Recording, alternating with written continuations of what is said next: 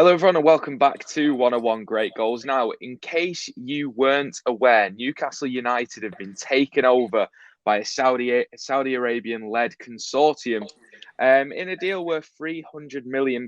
Now, this, if we take into consideration the assets that all parties have, puts Newcastle roughly as the richest football club in the world as per their owners' own finances. And it spells an end, of course, to Mike Ashley's era as well. So we have Jonathan Greenwood from Newcastle Fan TV with us today to talk about just how the Newcastle faithful are finding it. It's been about over a year now, Jonathan, since we last spoke to each other about this subject, and it's taken that long for this takeover to go through. Just how are Newcastle fans and yourself feeling? We'll get on to the logistics and political issues of it all, but just how are Newcastle fans feeling? I think excited, but it's all very weird. It's all very strange at this moment in time. Since Thursday, around about 5:15, it's obviously been a bit of a whirlwind, to be honest. And I'm sure you've seen the scenes outside St James's Park on Thursday, and it was just euphoria and excitement and a relief as well, because of course Mike Ashley has left, and I think people will probably forget that fact almost, that Mike Ashley has left Newcastle because of the wealth of the new owners at the football club. It's very surreal at the minute. Why was there so much euphoria then? Do you know, for anyone who's watching who doesn't necessarily understand why Newcastle fans are so excited about this? Is it the owners, or is it literally just because you're getting rid of Mike Ashley at the same time? I think Mike Ashley leaving the football club, first and foremost, is the biggest factor for this. It could have been anybody that took over Newcastle. You know, it could have been someone that was just as wealthy as, say, that's how I think about Liverpool or Leeds or Aston Villa. It could have been that sort of wealth, but it was more the fact that he can't come back to his football club anymore, and he's had enough. And it's been 14 years. It's been a long time, and at the minute, Newcastle were sleepwalking into relegation. They really were. And they were just standing still. They weren't doing anything. And now there's a bit of hope. There's a bit of ambition, hopefully, now with the new owners. And it's so exciting. So exciting, because Newcastle could potentially be in the top half, could compete in European competitions, and actually have a go at cup competitions as well. That would be my little dream, is to see Newcastle win the FA Cup, not necessarily the Premier League and the Champions League. If Newcastle win the FA Cup, I think I'll be quite happy. But it seems that now that we have this financial power, that Newcastle can, well, compete in any competition if they qualify for it. So it's just really, really strange. But ultimately, the biggest factor in the euphoria is Mike Ashley leaving this football club, because he was the soulless part of our football club. There was just nothing there anymore, and he needed to go. Do you think there's a little bit of a lack of understanding now that the deal has gone through towards what Newcastle fans have actually been through, and what is realistic for Newcastle fans? I think I don't know whether jealous is the word, but I've seen a lot of fans biting back now at Newcastle fans, saying, well, you were in the Premier League. What more do Newcastle fans really want? And I suppose the next question is, what is realistic for Newcastle? What do Newcastle fans want? Because for anyone who doesn't know and doesn't understand the Geordie way of life, like, Newcastle it is everything to the club, to the city, isn't it? Like, it's in the heart of the city. Everyone's a Newcastle fan, and it just seems like everyone loves the club there. So what is realistic for Newcastle? Because in essence, they are a big club. Look, realistically, the first thing's got to be staying up. Unfortunately, we're 19th in the league. We need to stay up this season, and we need to be in a position when January comes, we're not in the bottom three, and Newcastle can attract a sort of player that will go, well, look, let's just get through the next 6 months, stay in the division, and then we can really move on. This season's just kind of going to be a little bit, what's the word? A little bit funny, really, because you might have a few players that Newcastle may have had in the Championship 5 years ago, and then with this new consortium, they might have decided, like, we're going to bring in X, Y, and Z from clubs around the world, like the biggest clubs around the world, because they have that financial power now.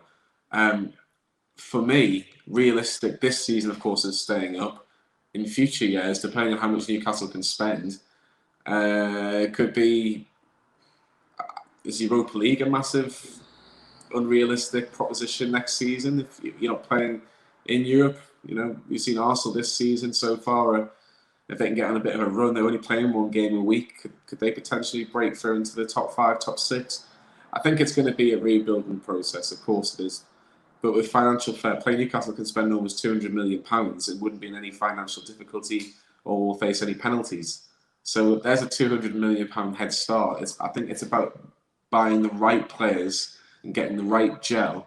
Because Newcastle, when you look at Newcastle's squad going forward, it's not too bad. It's not too bad. Even under the times we're in now, it's not too bad. Defensively, we're all over the place. We really, really are. And midfield, you could argue, needs a lot of financial support as well. So there obviously is some aspects of this where Newcastle do need to spend a lot of money. If you do spend a lot of money, like a Manchester City or a Chelsea over the years, normally you get your just rewards, and that is, trophies or finishing where you want to finish. So I think it's almost like a 5-year plan, 10-year plan, as Amanda Staveley said. First couple of years, let's stay up this season. And then after that, can we get to the top half, European competitions maybe, and then we move on to maybe the bigger things like a Champions League. But I still think that's quite a long way away for Newcastle. I don't think Champions League football is going to be anywhere on the horizon. But at least it's a little bit more realistic than it was on Thursday at 5 o'clock, because I never thought I'd see my team in the Champions League ever. After 2002, 2003, I think it was the last time Newcastle were Champions League under Sir Bobby Robson. So it's just exciting to think that Newcastle might actually be in the Champions League. Wow, in X amount of years. I can relate to this, and I love that has happened, because obviously I'm a Man City fan, and Newcastle is it's the same scenario as what Manchester City were going through. I mean, do you look towards the model that the Manchester City's owners have implemented at that club, and is that really what gives you hope for the future in terms of what investment can bring not only to the club but to the surrounding area and Newcastle as a whole? Manchester City are a very good example, but I actually like the Leicester City model. I really do. I think Leicester's model is actually really, really fascinating, and they've just done one thing at a time, essentially. Yes, they won the Premier League, and I don't think even their owners thought they were going to win the Premier League, unless if we're being brutally honest. But what they have done is that they've built a core foundation of what they believe in and where they see the club going forward. Now, they have a fantastic ground, which they're hoping to improve and increase the capacity. They've got a playing staff and a management staff where you're a little bit jealous of if you're not in the top like a Manchester City, Liverpool, Chelsea. We would look at Leicester and go, wow, look at all the players they've got and the type of football they play. And they've got the training ground, one of the best training grounds that they've just built. Now, Manchester City, the one thing that Manchester City have is their training ground complex is state of the art. It's not in comparison to Leicester, but Leicester's is, for what they are, it's fantastic still.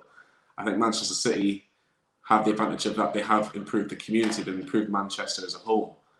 Newcastle is severely underinvested by particularly the government for the last 20 years probably. So if they can help the region in whatever way, and that can create opportunities in terms of jobs or jobs that relate to the football club, because the football club means so much, people will jump on board. You're right in what you said before, George, in that Newcastle United is what everybody talks about. When you wake up on the Monday morning, you go to work, the first thing you talk about is the result on the Saturday or the Sunday, and by the end of that week, you're talking about the game the next week, or who's going to start, or whatever. It's very much a goldfish bowl at Newcastle. But both Manchester City and Leicester City's examples are very, very good. I think if we can combine the two, I actually think that would be really, really beneficial to Newcastle generally. So I hope that they just deliver on the promises, because if they do, Newcastle, well, it'll be a completely different football club, but hopefully for the right reasons. I love that you're using the word hope again, something that Newcastle fans haven't really been able to use in the last few years. Just before we get on to Steve Bruce, players in January you mentioned that 200 million can be spent without incurring an FFP penalty. What do you think is a realistic player then for Newcastle, the calibre of player to sign? Because I love the euphoria around Mbappe, Haaland, all wearing Newcastle strips. But what's a bit more realistic for you? I know Nick Pope's a keeper who's been mentioned heavily in the last couple of weeks. Who would you like to see them sign in January if you were the manager? Oh God, that would be interesting if I was the manager. No, in all seriousness, I think Newcastle can obviously attract a better calibre of player now. Not necessarily, loan signings from different leagues, and we couldn't even afford Hamza Chowdhury's loan fee in the summer. That just tells you how bad it was for Newcastle. Couldn't attract a Leicester City fringe player. I was actually at Wolves versus Newcastle, which is probably going to be Steve Bruce's last game as manager, and I thought Neves was fantastic. I thought he was really, really good, and Wolves now let him go in the summer, I think for around about 35 million pounds. 6 months less left on his contract, and Newcastle come in and just go, we'll give you that 30 million, because money's no object now. I think Neves would completely improve our football club. He knows the Premier League, so he'd be one that I would like. Jesse Lingard doesn't get a lot of game time. Manchester United openly said while he's been at England that I need more game time if I want to play in the World Cup. Well, you're going to be guaranteed game time if you come to Newcastle, pretty much. Newcastle desperately need a striker.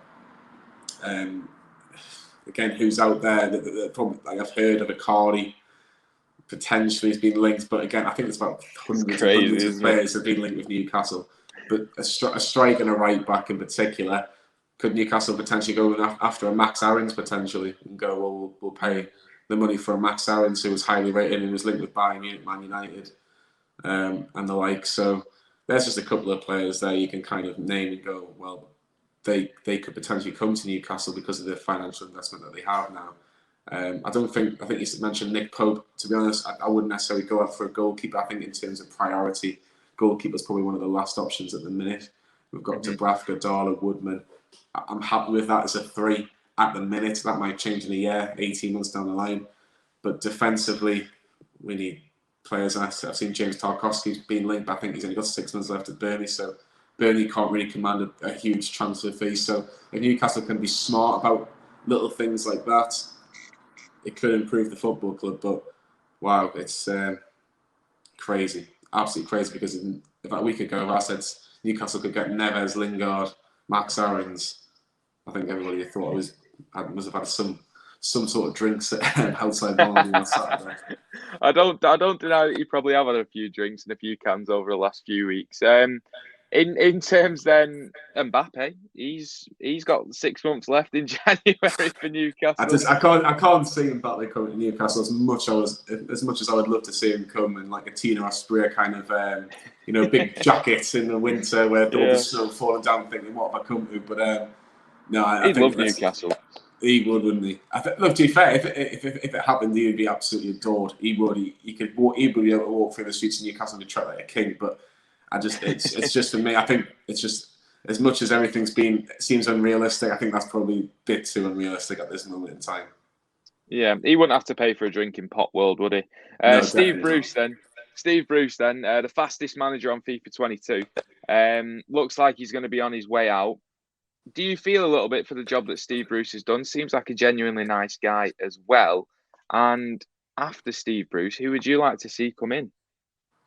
Yeah, I think make a good point there, George, about Steve Bruce. I think, look, I don't want him as Newcastle manager, but I don't hate the guy. I think that's what people need to realise is that, and I don't speak for every Newcastle fan, but I do feel that the way he's been treated in some aspects hasn't been acceptable. I really don't. I think you can disagree on tactics and formations and playing people out of position or X, Y, and Z in terms of the playing side and on the pitch.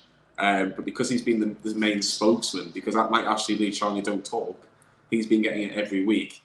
He's been the one person that we've been nailing really in terms of criticism, which isn't right. It was a lot of that should go to Mike Ashley. It really should. But he does not improve this football club at the minute, unfortunately. I feel a little bit sorry that he's on 999 games, and I don't think his 1,000th game is going to be on Sunday against Tottenham. I think he is out of his depth in the Premier League now. People will look at it and go, well, he finished 13th and 12th. He's got to quarterfinals of the FA Cup and the Carabao Cup since he's been there. And on the whole, if you just looked at it like that, you think, wow, well, actually, considering what we've had, he hasn't done too bad at all. It's just that football's been so poor. I think it was something, we've only had 7 wins in 37 games. That's a full season. That's give or take, that's a full season in the Premier League. If you've got 7 wins, you're going down. So he does need to go. But I just hope that he just goes and it's just done, and it's done quickly, so no one really notices. But just because of everything that's going to happen, I just don't see that happening. In terms of a replacement, a week ago when we were talking about it, as if Mike actually was going to press the panic button, we were looking like of Eddie Howe and Chris Wilder, because they're probably the only two that would probably take the job.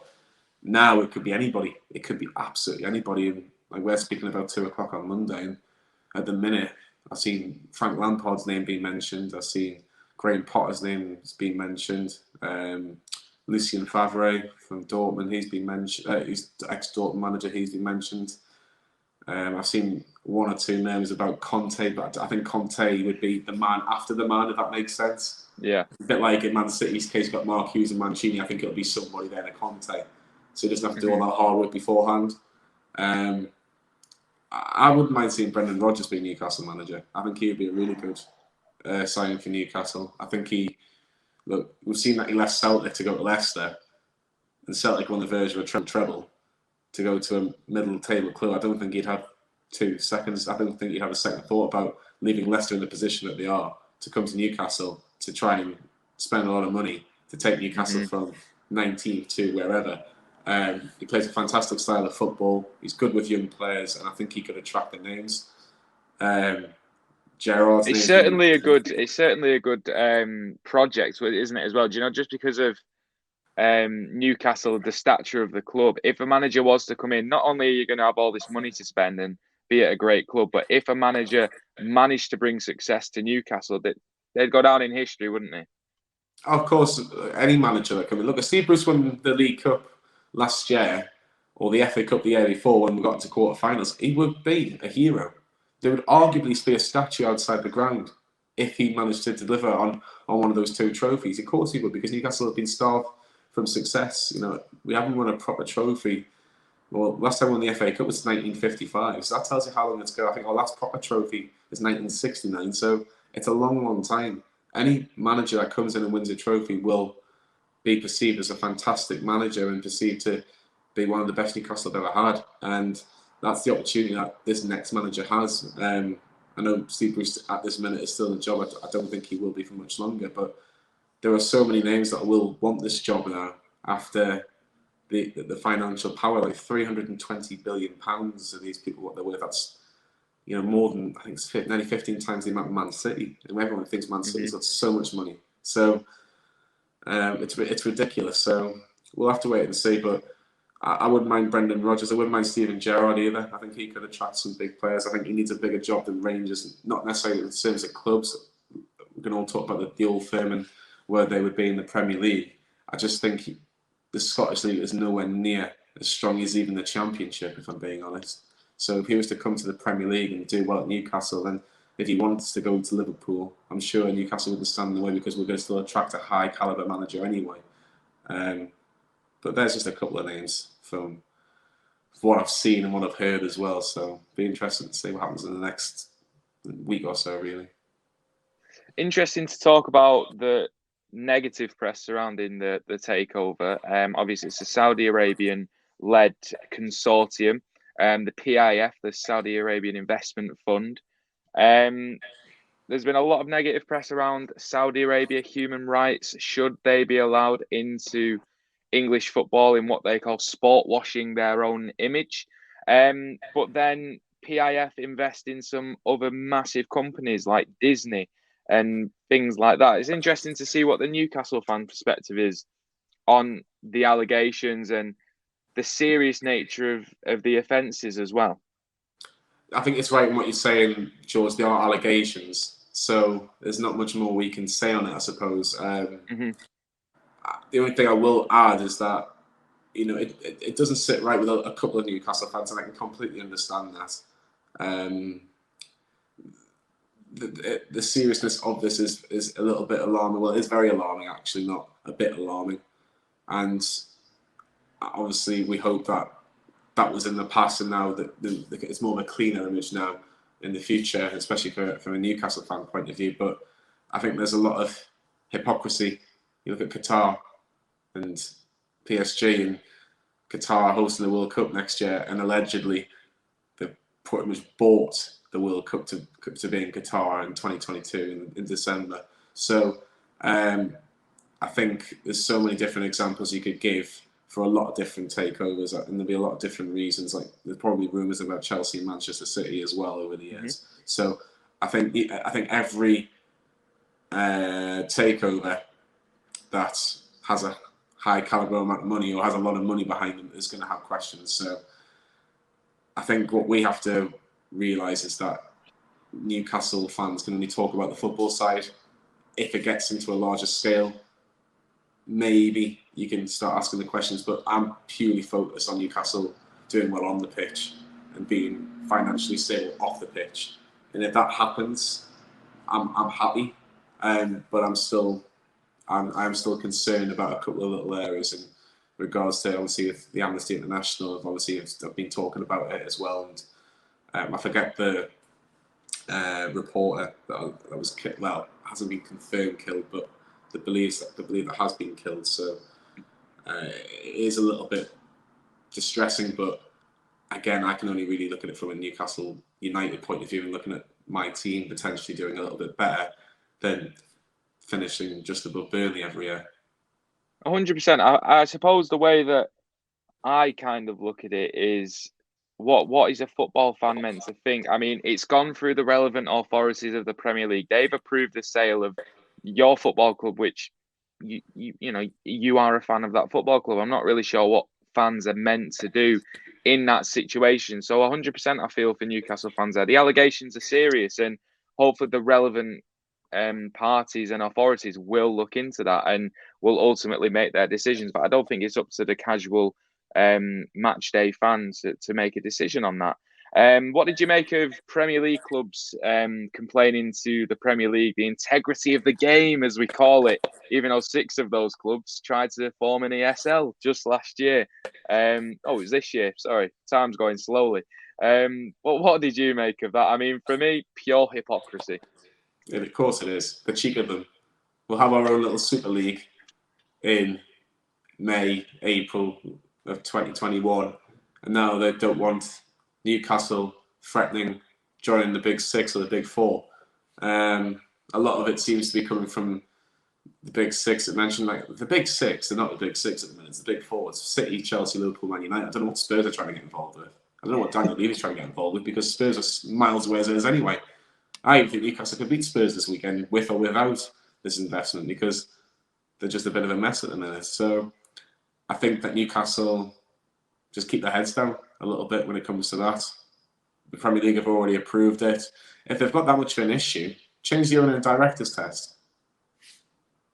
Too late now, but change it for the next person that wants to be taken over. There's other clubs in the Premier League that haven't been taken over that could do with investment. Use them if you want, but it's too late. That's the problem. They were too late, and when they heard about it and the fact that the Premier League were taken to arbitration, or were going to, by Mike Ashley, it was only going to be a matter of time, because they proved the necessary points to pass that test in the end. The big 2 things were who was going to be controlling the club, and if Saudi Arabia were controlling the football club, this takeover would never happen. They proved that it's not going to happen.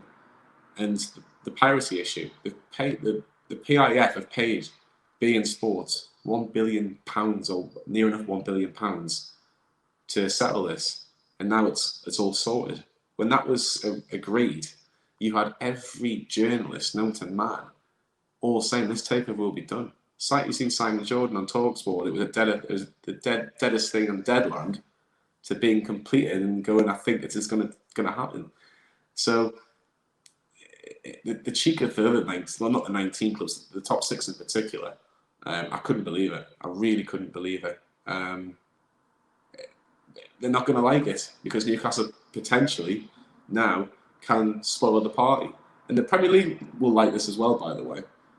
They like a different ending to a story. They like a bit of change every now and then. It's not this, like, for the first 20 years of the Premier League, it was Manchester United or Arsenal winning the Premier League. And you had the odd moment with Blackburn, didn't you?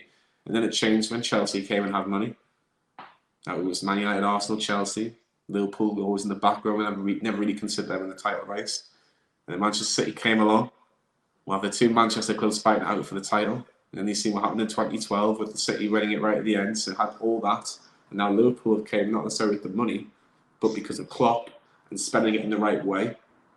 And they look at the real force at the minute. And then we had the Leicester moment. So they like a story. Newcastle, could you imagine Newcastle winning a league? Now, I never thought of this. In my lifetime, it was 0.001% chance of Newcastle ever winning the Premier League. Now it's gone up. I couldn't give you an exact percentage, but it's gone up because of the financial 100%. investment. So it's going to be an interesting story with Newcastle. And if Newcastle can get it right, look at Manchester City. They've won Premier Leagues, they've won FA Cups, they've won League Cups, and they've been very close to a Champions League. So let's just see. Let's just hope, from a Newcastle fan point of view, that we can get something similar. Living the dream, mate. Living the dream. Just finally then, Mike Ashley, rumoured to be looking at Derby for a takeover. What would your message be to the Derby fans there? What can they expect from that? If you can stop it, stop it. If you can stop it, stop it. I understand that Derby are in a really difficult position and they need to be taken over as soon as possible. I get that. But make sure it's not him. Make sure it's not him, because you could be with him for 15 years like we were. And look, he might get you promoted. Might get you promoted to the Premier League. But you just won't enjoy it as much as you think you will. Honestly, you won't. Because, look, Derby are a big football club in the Championship. Very big football club. And they deserve better. They don't deserve a Mike Ashley. And Steve McLaren, who was there as I don't know if he's there as like a technical director of some sort. I know he's been manager previously. I think he's still kind of in the background at Derby. I'm hoping that he says, look, don't get Mike involved, because he literally will. Financially, he will look at it as a real positive, because he could just go there and make a quick buck. He could try and get somebody else to buy it. But try and get somebody else and not him, because you've seen what we've gone through. Like, imagine, like, I don't really know Derby legends. I don't know Derby County that well, but basically he's making sure that don't exist almost. And the training ground's an absolute disgrace at our place. It needs so much. It needs to be destroyed and started again. Like, I just hope for Derby's sake they just don't fall into the trap thinking, well, it can't be that bad, because it can be that bad. It really can. So let's just see what happens to them. I hope they don't get taken over by Mike Ashley. I hope they do get taken over and they can kind of get back into a position where they look okay. Because no one's to see Derby get, liquidated and then they do a bury and they're no longer here. It's too big of a football club for it. Well, thank you very much, Jonathan, for coming on. If you do want to check out Newcastle Fan TV, which is going to be insane for the next few years, the link will be in the description. So thank you again for coming on. All the best with Newcastle. If you have any views on Newcastle's takeover, please let us know in the comments. Subscribe to 101 Great Goals if you are new around here. Thank you all for watching, and we'll see you next time.